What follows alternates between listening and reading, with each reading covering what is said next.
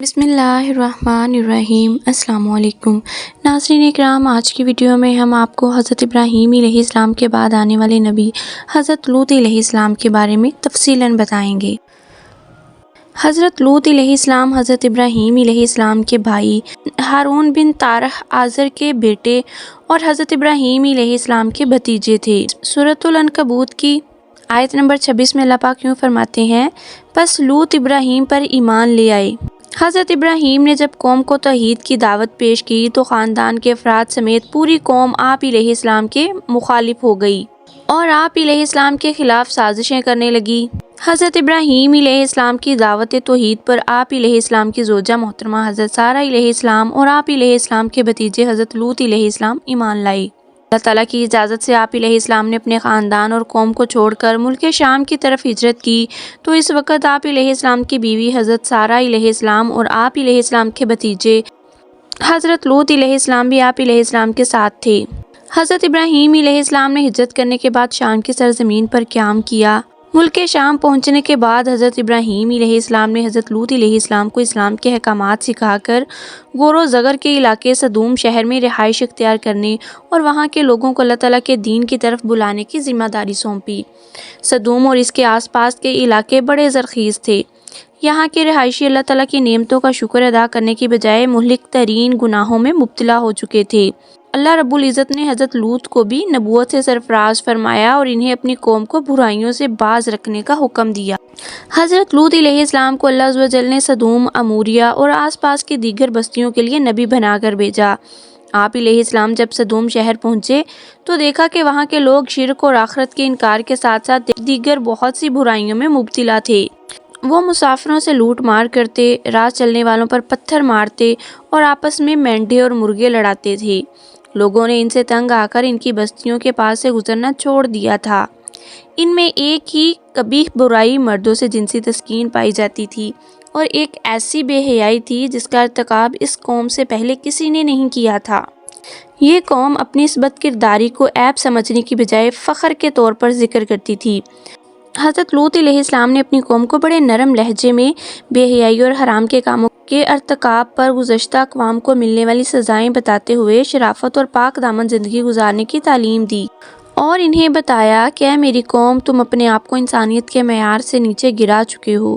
حیوانی شہوت نے تمہاری عقلوں پر پردہ ڈال دیا ہے کہ تم ان عورتوں کو چھوڑ کر جنہیں اللہ تعالیٰ نے تمہارے سکون کے لیے پیدا کیا ہے، مردوں سے بدفعلی کا ارتکاب کرتے ہو۔ تم حدود کو تجاوز کر چکے ہو، اب بھی تمہارے پاس وقت ہے، تم جرائم اور برائیوں کو چھوڑ کر اللہ سبحانہ و تعالیٰ کی فرمانبردار بندے بن کر زندگی گزارو، اسی میں تم سب کی بھلائی ہے۔ سورۃ الشعراء کی آیت نمبر 161 تا 166 میں اللہ پاک یوں فرماتے ہیں، جب انہیں ان کے بھائی لوط نے کہا، کیا تم اللہ کے عذاب کا خوف نہیں رکھتے ہو؟ یقیناً میں تمہارے لیے امانت دار رسول ہوں، لہٰذا تم اللہ سے ڈرو اور میری اطاعت کرو، اور میں اس تبلیغ پر تم سے کوئی اجر نہیں مانگتا، میرا اجر تو صرف رب العالمین کے ذمہ ہے۔ کیا تم جنسی تسکین کے لیے دنیا والوں میں سے مردوں کے پاس جاتے ہو اور تم اپنی وہ بیویاں چھوڑ دیتے ہو جو تمہارے رب نے تمہارے لیے پیدا کی ہیں؟ بلکہ تم لوگ تو حد ہی سے گزر چکے ہو۔ اسی طرح سورۃ الاعراف کی آیت نمبر 80 تا 81 میں اللہ پاک یوں فرماتے ہیں، اور ہم نے لوط کو پیغمبر بنا کر بھیجا تو انہوں نے اپنی قوم سے کہا، تم ایسی بے حیائی کا کام کرتے ہو جو تم سے پہلے دنیا میں کسی نے بھی نہیں کیا۔ تم جنسی خواہش پوری کرنے کے لیے عورتوں کو چھوڑ کر مردوں کے پاس جاتے ہو، بلکہ تم تو بالکل ہی انسانیت کی حد سے گزر جانے والے ہو۔ سورۃ العنکبوت کی آیت نمبر 28 تا 29 میں اللہ پاک یوں فرماتے ہیں، اور لوط نے اپنی قوم سے فرمایا، تم بے حیائی کا ارتکاب کر رہے ہو جو تم سے پہلے دنیا بھر میں کسی نے نہیں کیا۔ کیا تم جنسی تسکین کے لیے مردوں کے پاس جاتے ہو، مسافروں کو لوٹتے ہو اور اپنی مجالس میں بے حیائی کے کام کرتے ہو؟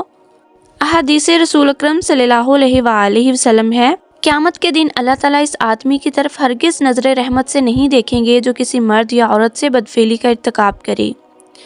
تم جس شخص کو بھی قوم لوط والا عمل بدفعلی کرتے ہوئے دیکھو تو فاعل اور مفعول دونوں کو قتل کر دو۔ اس میں مزید وضاحت کرتے جاؤں کہ فاعل اور مفعول دونوں کو قتل کرنے کا حکم اس وقت ہے جب بدفعلی میں دونوں کی رضامندی ہو۔ اگر مفعول پر زبردستی کی گئی ہو تو اسے قتل نہیں کیا جائے گا۔ حضرت لوط نے اپنی قوم کو خوب واعظ و نصیحت کی اور انہیں اللہ تعالیٰ کی نافرمانی کرنے پر عذاب الہی کا خوف دلایا، لیکن واعظ و نصیحت کو قبول کرنے کی بجائے حضرت لوط علیہ السلام کو جھٹلا دیا اور کہا کہ آپ پاک دامن رہنا چاہتے ہیں تو ہمارے علاقے سے نکل جائیں، جس عذاب سے آپ ہمیں ڈرا رہے ہیں وہ بھی لے آئیں، ہم پھر بھی اپنی اس حرکت سے باز نہیں آئیں گے۔ سورۃ الشعراء کی آیت نمبر 160 میں اللہ پاک فرماتے ہیں، قوم لوط نے بھی رسولوں کو جھٹلایا۔ اسی طرح سورۃ الشعراء کی آیت نمبر 167 میں اللہ پاک یوں فرماتے ہیں، قوم لوط نے کہا، اے لوط علیہ السلام، اگر تم اس تبلیغ سے باز نہ آئے تو تمہیں جلا وطن کر دیا جائے گا۔ حضرت لوط علیہ السلام نے اپنی قوم کو بڑے نرم لہجے میں واعظ و نصیحت کی، لیکن چند لوگوں کے علاوہ کسی پر بھی اس کا اثر نہ ہوا اور قوم نے آپ علیہ السلام کو مختلف تکالیف پہنچانے کے ساتھ ساتھ عذاب کا مطالبہ بھی کر دیا۔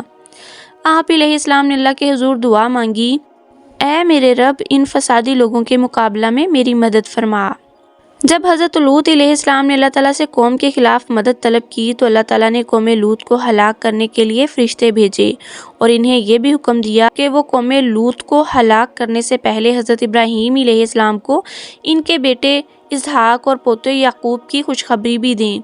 چنانچہ اللہ تعالیٰ کے فرشتے پہلے حضرت ابراہیم علیہ السلام کے پاس آئے اور انہیں بیٹے اور پوتے کی خوشخبری سنائی۔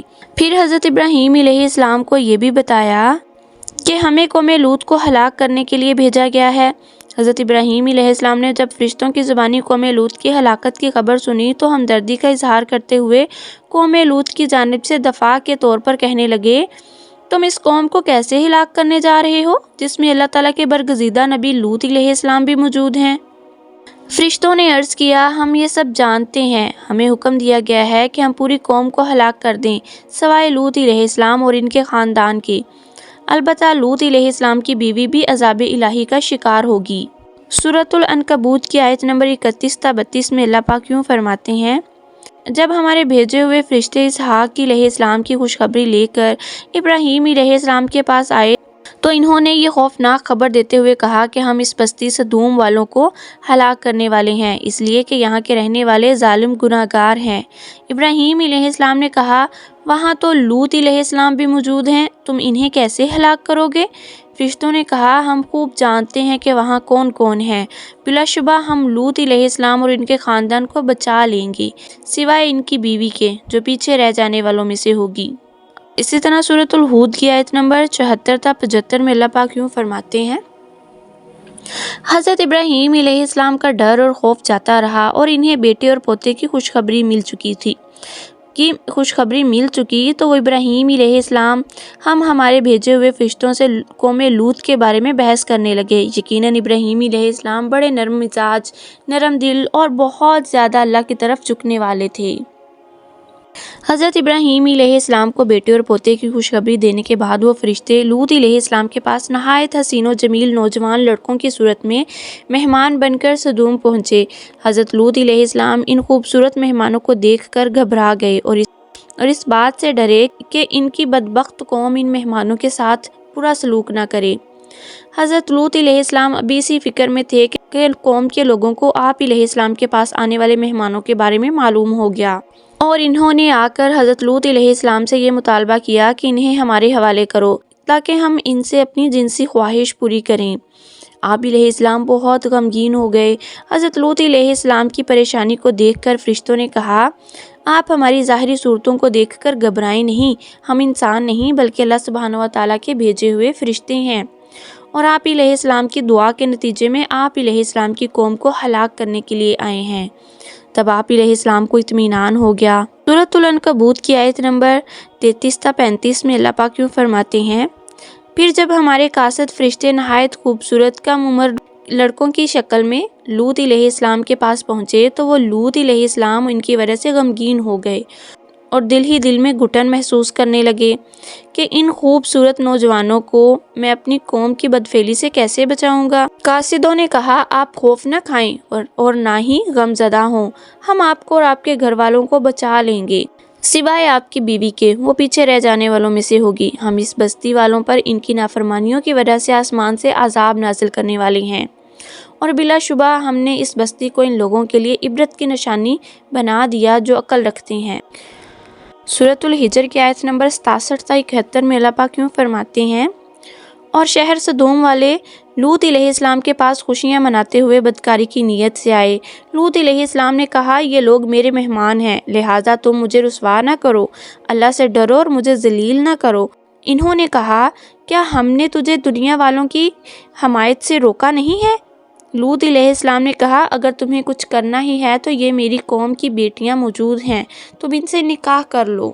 سورۃ الہود کی آیت نمبر 79 تا 80 میں اللہ پاک یوں فرماتے ہیں، انہوں قوم لوط نے جواب دیا، اے لوط علیہ السلام، تم بخوبی جانتے ہو کہ ہمیں تو تمہاری قوم کی بیٹیوں کی کوئی خواہش ہی نہیں ہے، تم تو ہماری چاہت سے بخوبی واقف ہو۔ لوط علیہ السلام نے کہا، کاش مجھ میں تم سے مقابلہ کرنے کی قوت ہوتی کہ میں تمہیں سیدھا کر دیتا یا میں کسی مضبوط سہارے کی پناہ لے لیتا۔ حدیث رسول اکرم صلی اللہ علیہ وآلہ وسلم ہے، اللہ تعالیٰ لوط علیہ السلام پر رحمت نازل فرمائے، کیونکہ وہ ایک مضبوط سہارا اللہ تعالیٰ کی پناہ لیتے تھے، یعنی ابراہیم علیہ السلام نے انہیں صدوم شہر کی طرف اکیلے ہی بھیجا تھا۔ ان کا وہاں کوئی کنبہ قبیلہ اور خاندان نہیں تھا اور بیوی بھی کافرہ تھی۔ عذاب الہی کی آمد سے پہلے ہی حضرت لوط علیہ السلام اپنے خاندان اور مومنین کو لے کر رات ہی رات میں صدوم سے ہجرت کر گئے۔ آپ علیہ السلام کی بیوی نے آپ علیہ السلام کے ساتھ چلنے سے انکار کر دیا۔ آخر کار جب رات کا آخری حصہ آیا، اللہ تعالیٰ نے آپ علیہ السلام سے کیے ہوئے وعدے کے مطابق ایک زوردار چیخ بھیجی، جس نے قوم لوط کے دل دہلا کر رکھ دیے۔ فرشتوں نے انہیں زمین سے اٹھا کر آسمان کی طرف بلند کیا اور پلٹا کر دوبارہ زمین کی طرف پھینک دیا۔